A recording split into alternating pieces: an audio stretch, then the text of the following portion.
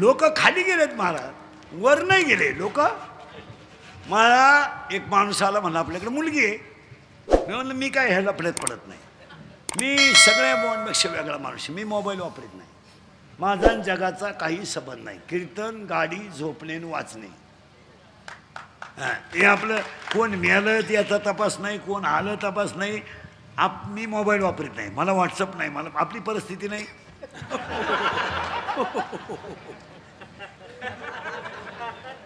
मला स्टेटस नाही, इंस्टाग्राम नाही, काय नाही, कोणाच्या एक नाही दोन. उलटे माझ्या क्लिपांवर लोक खोटेदीस झाले आणि माझा गेम केला. पण मी मोबाईल वापरत नाही. ते आलं माझ्याकडे, म्हणलं आपल्याकडं नवरी हो. मी म्हणलं आमच्याकडे पोरगा आहे बाबा वाजवणारा, तू नाही बरं ना. पण ते जमलं लग्न. मी याला पडत नाही, पण बरं चाला वारकरी आहे. अहो 2च दिवस झाले लग्न जमून, आणि ते पुरीचं आहे बाप आले ना माझ्याकडं, नाही म्हणून सांगा. अहो मी म्हणलं झालं काय, नाही म्हणून सांगा. अरे पण झालं काय, तुम्हाला काही अक्कल? मला अरे मी म्हणलं मला महाराष्ट्रात अजून कोणी म्हणलं नाही इंद्रिकरला अक्कल नाही. काही भेजा वापरा मला म्हणले ती पोरीची आई. मी म्हणलं झालं काय? अहो तुम्ही तो नवरदेव दाखवला, तो माळकरी आहे. मी म्हणलं माळकरी आहे मग काय? अहो महाराज काही अक्कल पाहिजे. माळकरीला जर मी पोरगी दिली आणि मी जर भेटायलाही पोरीला गेले, आमची ठेप होईन का?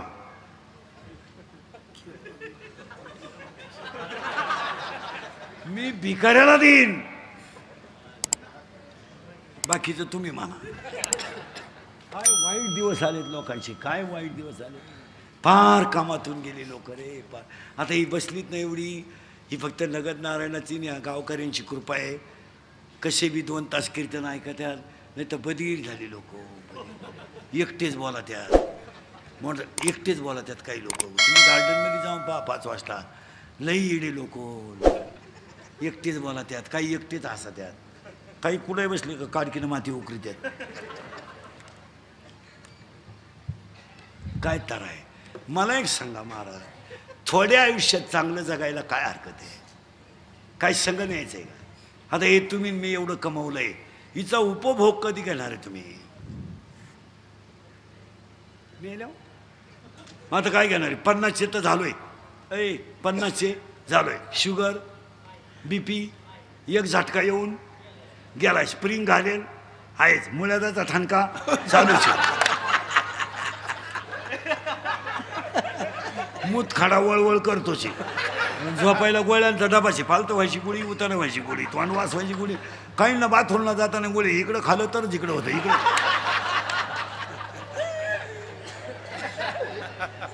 बरं काही ना काय खावायचं भान नाही. 22 रोट्या आणल्या, 22 रोट्या. घरी गेलो, अख्ख्या रात फॅन लावला तरी वाज जाईना घरात. काय खायचं? उन्हातून आलं मठ्ठा प्यालं. बरं मठ्ठा मापात प्यावाना, 22 ग्लास मठ्ठा प्यालं. फुल नळ्या फुगल्या त्या. आणि ते घरी गेलो आणि ते बाथरूम मधून बाहेरच येईल. उभं राहिलं का खडखड खडखड, बसलं का खळखळ खळखळ.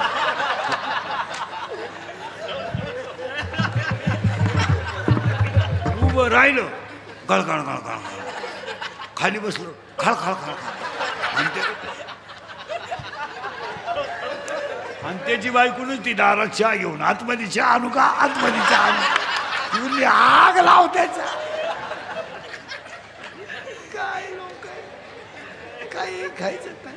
काही सारखं त्या मोबाईलवर, काही तर कानात वायरी घालतात, इथं मोबाईल डिझाईन. आणि त्या बोलायच्या पद्धती तर इतक्या नालायक आणल्यात. एनो एनो एनो. अरे तू बोलत नाही, मागं आग व्हायला लागली, बंद कर. एनो एनो एनो एनो एनो एनो एनो एनो एनो एनो आता इकडं लाव काय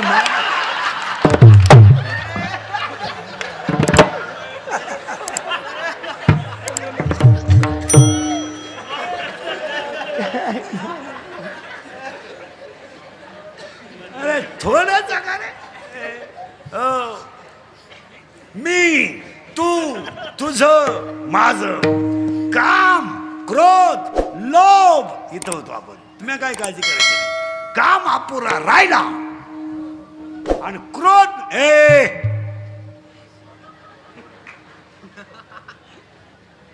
काय करू राहील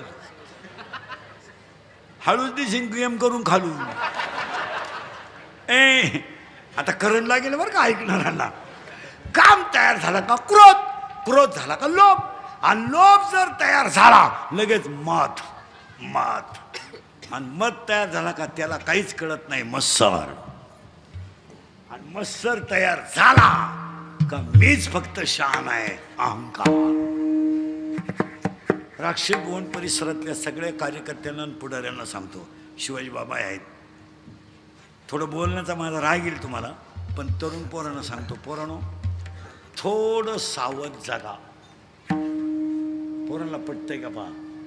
पोरांना भाई केस कमी आहेत माझ्या अंगाशी, एवढी गावं पाहिली मी, पण तुमच्या पाया पडतो पोरांनो ह्या दंगली बिंगलीत तुम्ही पडू नका. तुमचं याच्यावर काय मत आहे मला सांगा. पोरांनो लोकांच्या पेनात कॅमेरे आणि काम इतकं कडक झालंय, तुम्ही जर कॅमेऱ्यामध्ये जरी दिसले तर 10 वर्ष शिक्षा आहे. आज एकुलत्या एक बापाचं पोरग जर 10 वर्ष आत गेलं तर ते घर संपलं. इंद्रिकडच्या लोकांना राग येतोय पण त्याला पर्याय नाही. आज लोकांच्या पेनात कॅमेरे आहे. महाराज आम्हाला नुसते बाहेरच्या राज्यात जायचं कीर्तनाला तर 8 महिने कागदपत्र करायला गेली महाराज. मायाभोवती लफडेला येत नाही, खरं बोलल्याचे लय लफडे मायाभोवती. रोज नवय उठलो का सुरू कुठून तरी चेडीतून मोबाईल काढायचा, भावना दुखावल्या, बाईला बोलले आणि गाड्याला बोलले आणि पोरांना बोलले. हे चालत नाही. पोरांनो तुमच्या पाया पडतो. आत्तापर्यंत फक्त गरिबाचेच आत गेलेत, श्रीमंताचे गेले नाहीत. गेले नाहीत जाणार नाही. पण त्याच्या पुढचं वाक्य ऐकलं तुमचं डोकं बंद होईल पोरांनो. मी स्वतः BSc BEd माणूस आहे, माझ्या अवतारावर नका जाऊ. पोरांनो आज कोणतंच काम पोलीस व्हेरिफिकेशन दाखल्याशिवाय होत नाही. उद्या जर तुम्हाला भविष्य बनवायचं असेल तर मराल ना. तुमचं काय मत आहे. आणि आता 2 महिन्यापासून तर कडक झालंय. जो आत गेला त्याच्याकडून बाहेर झालेलं भरून घ्यायचंय. हे कुत्याने सांगितलं कोणी तुम्हाला. महाराज शेतकऱ्याच्या पोराला हे कळकळीनं का सांगतो माहिती का. पोरांनो कपास शिवण तुरीवर संसार नाही होणार, नाही होणार महाराज. कपास शेतकऱ्याच्या पोराला पोटासाठी काहीतरी हालचालच केली पाहिजे. तुमचं काय तुरीवरण कपाशीवर शेळ्यांवरण बकरांवर संसार होणार नाही. 1 महिना जाऊ द्या फक्त. शेतकऱ्यावर लगेच 2 संकट आहेत. जून महिना आला, ॲडमिशन, शाळा, दप्तर, फी, शेती, बियाणं, ट्रॅक्टर, डिझेल, बैल. कुठून जगेल शेतकरी. मी स्वतः शेतकरी आहे चांगला. मी 1.5 वर्ष लॉकडाऊनमध्ये शेती करून पाहिली. काही खरं नाही. हेच खरं आहे. पुरा काळा पडलो होतो ढेकळात. पुरा अगोदरच काळा पण रुपड्या नाही मिळत. पोरांनो तो माझ्या बोलण्याचा राग आला का. तुम्हाला रस्त्याचं दुकान टाकावं लागेल, गारीगार विकावं लागेल, पंक्चर काढावं लागेल, सायकल पंक्चर काढावं लागेल, पण पोटाचा प्रश्न तुम्हाला सोडवावाच लागेल. तुम्ही किती तूर काढली, एकरी 12 बारसक 72,000ची तूर झाली. खर्च 92,000 आहे. कापूस निघाला 1.5 लाखाचा, खर्च झाला 1,72,000. तुम्ही येडे होऊ नका. गारीगारी का, कुल्फी का, पण आपल्या पोरांनी धर्मावर निष्ठा ठेवून पोटच भरलं पाहिजे तुमचं काय. आणि पोरानं तुम्हाला वाटतं तुमचा खिस्सा रिकामा झाल्यावर तुम्हाला कोणीही नाही. तुम्ही कशालाही कुठे करता. आणि लोक म्हणतात इंदुरीकर नालायक आहे. मी महानालायक आहे, नुसता नालायक नाही, महानालायक आहे. पण आपल्या पोरांना आम्ही बोललंच पाहिजे तुमचं काय.